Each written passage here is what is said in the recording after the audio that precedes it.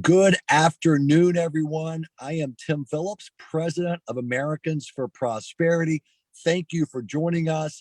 The House of Representatives is set to vote in the next couple of days on this $1.9 trillion boondoggle that sadly the Biden administration is pushing, calling it COVID relief. It's sadly not that at all. It's a partisan ideological wish list, sadly, for the left. I'm joined today by a very special guest and our state director for Americans for Prosperity in the state of Wisconsin, where I was just in Madison, in Watertown, and Milwaukee a week ago. Eric Bott, thank you for all the good work you do, both at the state and local level in Wisconsin and on the federal level with our federal delegation or your federal delegation from Wisconsin. Thanks for joining us, and go ahead. Thank you, Tim. I am so happy to be able to announce our guest today, Senator Ron Johnson, who's been a strong champion and ally of our chapter and our organization for many years. You know, Senator Johnson ran because Washington is disrupting our country and our children's future. And he's remained one of the few steadfast voices in Washington, D.C. about the national debt, about reckless spending, and trying to take things on head on and solve problems for us. So thank you for joining us, Senator Johnson. And I guess to kick things off, the Wall Street Journal this week called President Biden's spending package the non-COVID spending blowout. And I think that's a good description. How much of this bill is actually about a response to COVID, and how much of it is just a government spending wish list? Well, first of all, I would highly recommend that Wall Street Journal column to everybody, because it really does describe this boondoggle. And at most, I think the Wall Street Journal reports about $825 billion could be termed COVID relief, but that's pretty loose. That means at least more than $1 trillion has nothing to do with COVID relief. And one of the greatest examples of that is the $129 billion they have in for K through 12 education. I think only $6 or $9 billion is going to be spent in 2021. The rest is going to be spent from 2022 to 2028. So let's face it, we've already, prior to this, allocated, authorized about $4 trillion in COVID relief. That's, put that in perspective, that's 20% of our economy last year. So this would add to that, boost it to about 28% of our economy. And you know, we're already about $28 trillion in debt. This will put us up to about $30 trillion in debt, probably beyond that when you consider we're running $1 trillion a year deficits. So this has nothing to do with COVID relief. There's another great article in the Wall Street Journal from Phil Graham talking about how per capita real disposable income is up 5.5% in 2020. Savings, personal savings up $1.6 trillion. And on average, the people in the lower quintile of earners, the lowest 20% on average got about $45,000 in transfer payments from government, from about 100 different programs. So why do we need this COVID relief? Our economy is ready to just take off. There's so much pent-up demand because of all these lockdowns. There's so much money sloshing around ready to be spent. Our supply chains are broken. So manufacturers are going to have a hard time really supplying all of that demand, which means, and this is another point of Phil Graham's article, potential runaway inflation. So this is dangerous. Even Larry Summers and I'm trying to think, Jason Furman, two liberal economists have warned that this may overheat the economy. So this is grossly irresponsible, but because we lost the election, because we lost the Senate, because Chuck Schumer's and Nancy Pelosi and Joe Biden are in charge, this is going to get passed. There's really nothing we can do to stop it other than complain about it, which we will do, but elections have real serious consequences.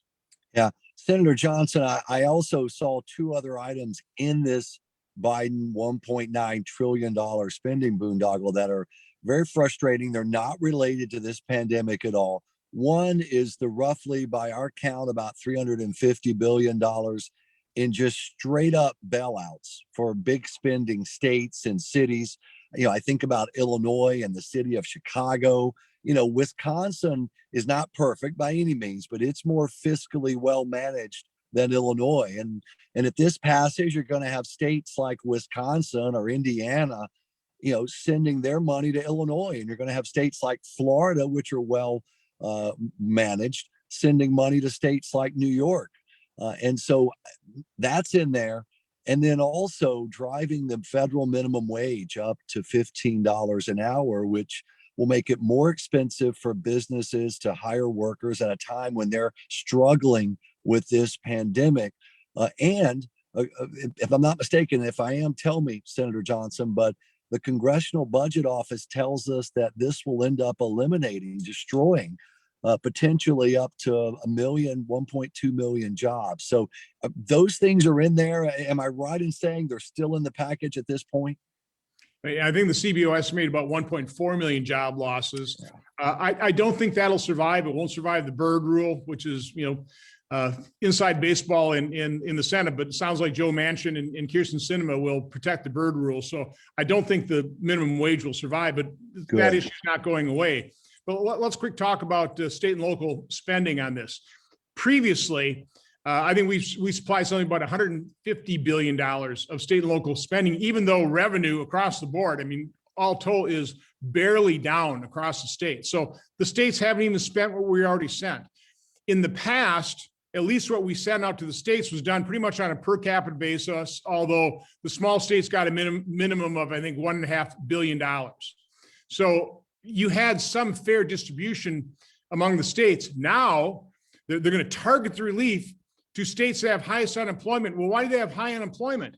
It's not because there isn't a demand for workers. That's the biggest really drag on the Wisconsin economy. Employers can't hire people because we incentivize people to stay on the sidelines with the $400 plus up for unemployment insurance.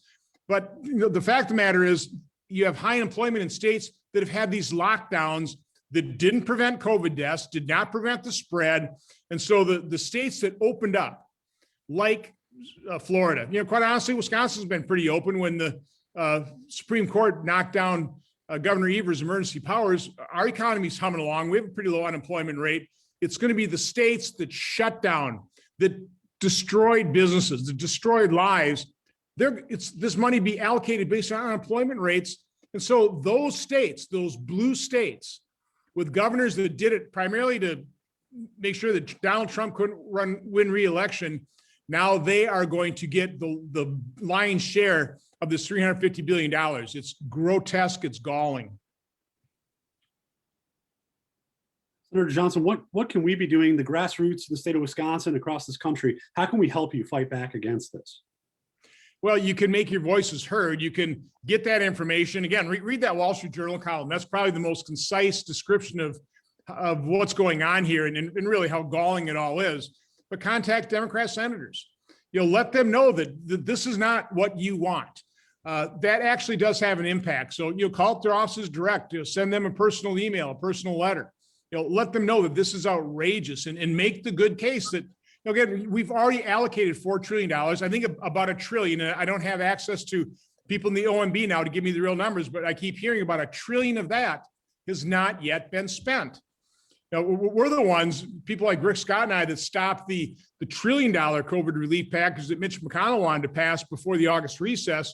We slowed that thing down because we pointed out that at that point, 1.2 trillion of the roughly 3 trillion that we'd already allocated hadn't been spent or even obligated.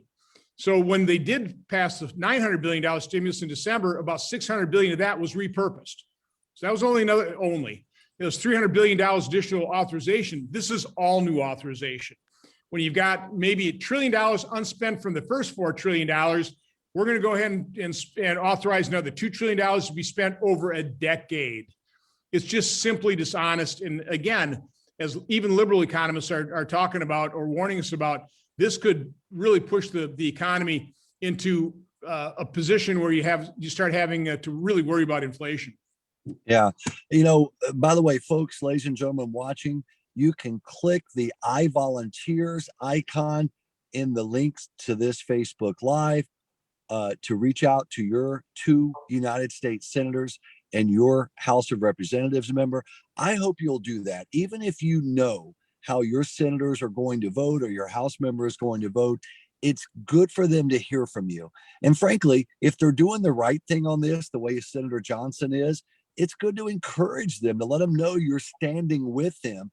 And if they're on the other side of this, it's good for them to hear from you as well. So please take a moment. You can do that, or you can go to americansforprosperity.org.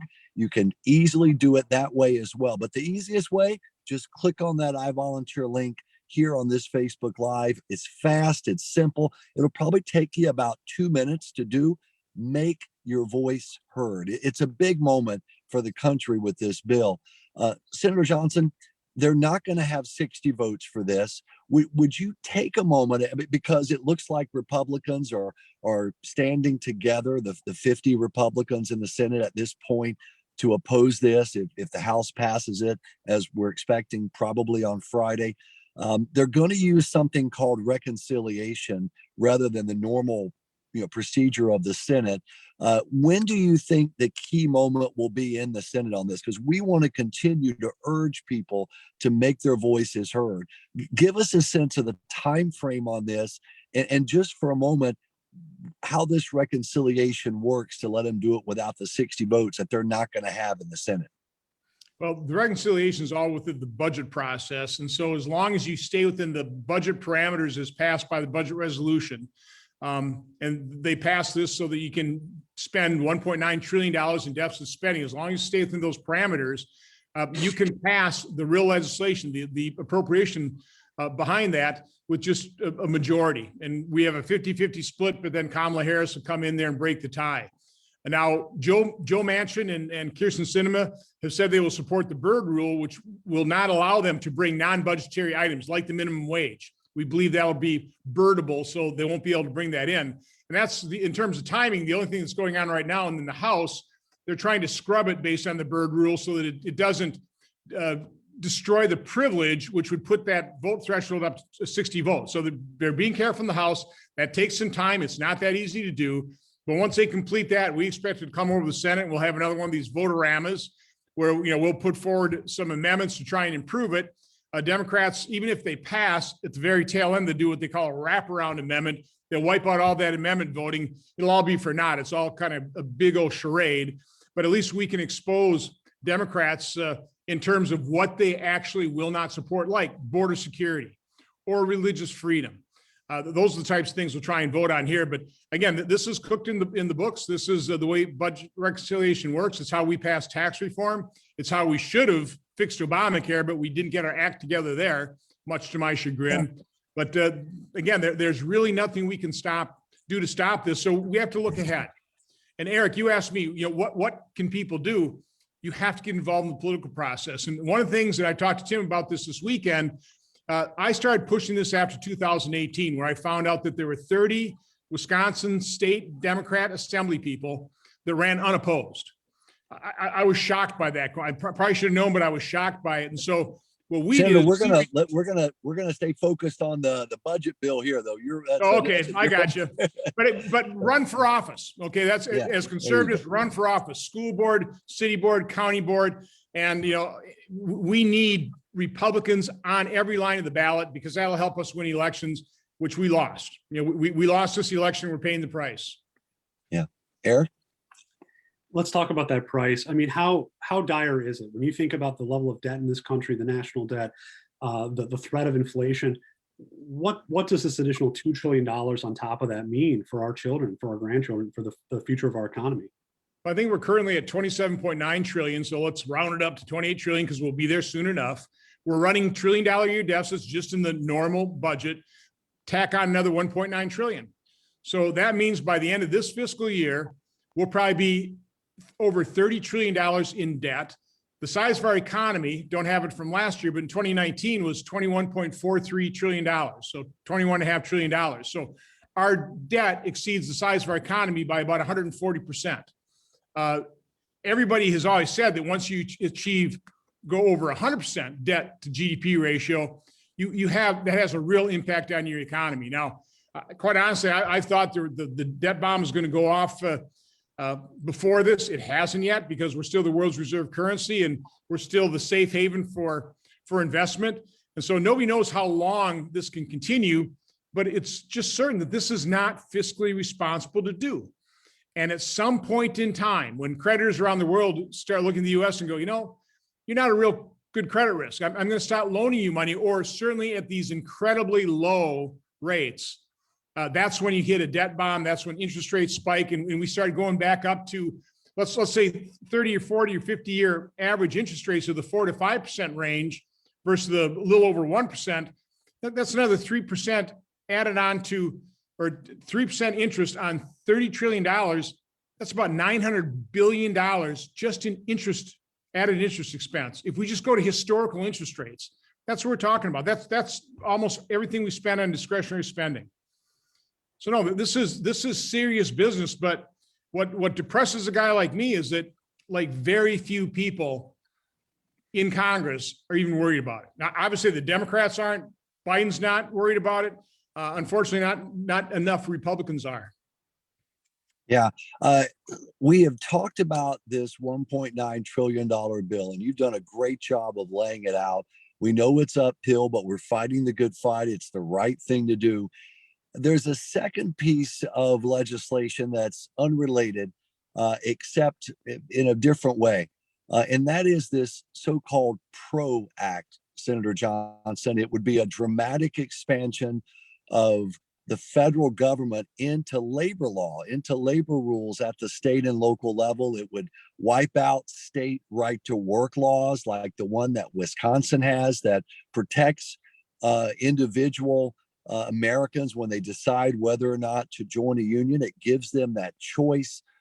It would end a lot of rights that Americans have to choose not to be an employee, but to be a contractor instead, that lets them set their own schedule. I mean, there's so many things in this PRO Act that we're worried about. It's building up a head of steam in the House. We're fighting it there, but it very well could end up potentially in the United States Senate.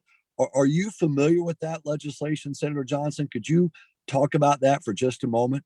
And not every detail. I'd imagine also card check could be in that as well. Yeah. Which means union thugs come to your house and say, hey, sign this card and unionize our shop. This is just another example of what Democrats are going to do to limit our freedoms. This is all about the reduction of freedom. And the good news about this is not a budgetary item. This is kind of like a minimum wage. They wouldn't be able to tack this on to the $1.9 trillion. And if it's a standalone piece of legislation coming before the Senate, it would need 60 votes. I seriously doubt there are 10 Republicans that would join Democrats for doing something so undemocratic, so freedom squelching, and also so economically destructive. So, Yeah. That is why, by the way, and I know there are a lot of conservatives. I know President Trump was ripping into us for not getting rid of the filibuster. Now he's trying to understand why it's so important to preserve the filibuster, because throughout history, that 60 vote threshold, that requirement in order to pass legislation, has stopped so much bad legislation, so much Marxist, socialist type of legislation. And we're going to be able to do it again. And again, just keep praying for Joe Manchin and Kyrsten Sinema that they stand by their pledge, that they will continue to support the legislative filibuster. Boy, that's a great point you bring up, Senator Johnson. The filibuster, which is an important protection in a representative democracy or in a republic, which is what we have, it's such an important protection. And you're right, whether it's a Republican president or a Democrat president, I know at Americans for Prosperity, we have supported and support the filibuster because it protects in a republic the rights of a party out of power or a movement out of power, left or right, to make sure that there's a broader consensus. So you make a great point on the filibuster, and we're with you all the way on that, whether it's a Republican president or a Democrat president. It's the right and best thing for this country. So thank you, by the way, for bringing that up. On a filibuster, do you feel like there is good support? I mean, are all the Republicans supportive of protecting the filibuster and hopefully enough of these Democrats? Do you have a sense of that? Oh, yeah. We are lockstep in favor of maintaining that, because we realized we weren't going to be in the majority forever. At some point in time, the tables are going to be turned, and then we were going to want to have, and it's not just, a minority of senators' rights being protected, it's all of our supporters. That's It's right. it's what you want to see protected, is being in the minority, at least for a 2-year cycle, to be protected. So no, we were lockstep behind that. Even Susan Collins is one of the individuals who in March, I think of 2017, sent a letter and had, I think it was 28 current Democrat senators sign her letter saying they were going to preserve the filibuster. But then the moment they got power, well, we ought to maybe think about eliminating the filibuster so we can pass anything we want to pass. So Republicans, when we were in power, we had the integrity to say, no, we need to preserve minority rights within the Senate, within the US. And we stood strong, even under pressure from President Trump. And a lot of our supporters, we said, no, this would be the wrong thing to do. Fortunately, we have 2 Democrats, only 2 out of 50, that have that same level of integrity that says, you do need to protect the minorities, their rights and their positions, to try and forge some kind of consensus. Because if you're going to do something massive, like President Obama did with Obamacare, and again, he had 60 votes. Now they had to pass some of it through reconciliation, but he had a filibuster-proof Senate and they jammed through Obamacare. But because it was done on a totally partisan basis, that has never been accepted by the American public, and it's still kind of rolling around in the body politic. If you're going to do something massive, it should be done with some bipartisan support. Yeah, that's a great point. Eric, I know you're back. Go right ahead. We've got about 5 more minutes to the senator's time. Very good. Well, thanks again, Senator, for joining us. And as Tim said, if you're watching, you want to take action, please click on that link to email your congresspeople. You can contact me, contact your local Americans for Prosperity Grassroots Engagement Director. We are patching through calls to Congressman Kine's office right now, pushing back against these issues. We'd love for to have your help. Senator, one issue that's in the spending package that we didn't touch on yet involves healthcare. The bill as proposed actually tries to coerce states into embracing government expansions of healthcare even further. And on our own governor in Wisconsin, Governor Tony Evers, has laid out a plan in his budget, a glide path to a public option. Why are these things, these expansion proposals of government-run healthcare, still such a threat? And why should people contact their officials to fight back against this? Well, people don't realize what, Bernie Sanders, what the left wants, Medicare for all, means private health insurance for none. It would take away your private health care, and a large majority of Americans have their health insurance through their employer. That would all go away. So the more that government encroaches upon private health care, the sooner Democrats are going to get their wish of completely taking over health care. And again, I don't recommend that. I don't know of anything the government does efficiently and effectively. They do some things effectively. I think our military is pretty darn effective, but it's not efficient. And I don't think we would like government-run healthcare. Take a look at the VA system, all the problems, the really intractable problems within the VA system. So that's the game here. That's what they're trying to do. And you're right, Eric, this $1.9 trillion package is just a stunning wish list of liberal progressive priorities. It's not about COVID relief, not at all.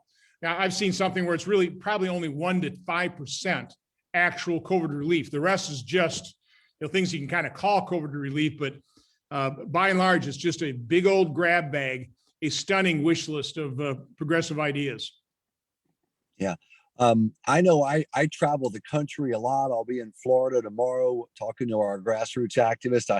I was in Wisconsin last week with Eric and a lot of our activists in Watertown and in near Milwaukee and also in Madison. Senator Johnson, I know you travel Wisconsin relentlessly, talking to folks across your state. These are challenging times. We know that. We talk about this $1.9 trillion bill, the crucial need to get the economy going again.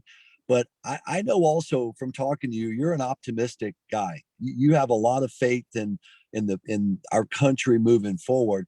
Can you leave us with what is it about you that makes you optimistic about this country, about the direction we can go, despite what are clearly some difficult times we're facing right now? Well, I mean, what this nation is founded on, what made this country great is just those basic values that conservatives embrace: individual liberty, freedom, a free market system. And it's been a marvel in the span of human history what a free market system described by Adam Smith, by the way, when he wrote Wealth of Nations in 1776, combined with a document, the Declaration of Independence, which started the process of our Constitution, which described a limited form of government that allows freedom and liberty, allows individuals to dream and aspire and build and create. And that's what they've done over more than 2 centuries. They've built and created this marvel we call America and the American economy. So we have that basic foundation. And as long as we stay engaged, as long as we continue to embrace and understand what made this country great, not big government, not socialist and Marxist ideas, liberty, freedom, and a limited government that just does the things that's enumerated for it to do in the Constitution, there's nothing that America can achieve and the American people can achieve. And we are populated by a bunch of risk takers. It's in our genetics. People that hopped on little wooden boats, or quite honestly, even people that come across our borders even today seeking a better life. These are people that want to work hard. And so it's just ingrained in our DNA as Americans to dream and aspire and build and work our what's off to make a good life for ourselves and our family. And then that has the spillover effects of creating a great nation. So again, we've got the fundamentals. We just can't let the left destroy it. That is well put, Senator. Thank you so much. That's a great way to close out our conversation today. As always, we are grateful to have you representing us in the state of Wisconsin, to be one of the few voices in DC who actually gets it and speaks truth to power and is trying to get our fiscal house in order. Thank you so much for the work you're doing. Thank you for your time today. And we are there we have your back. We're going to be there to help you. Well, God bless everybody. Stay healthy. Take care. Thank you, sir.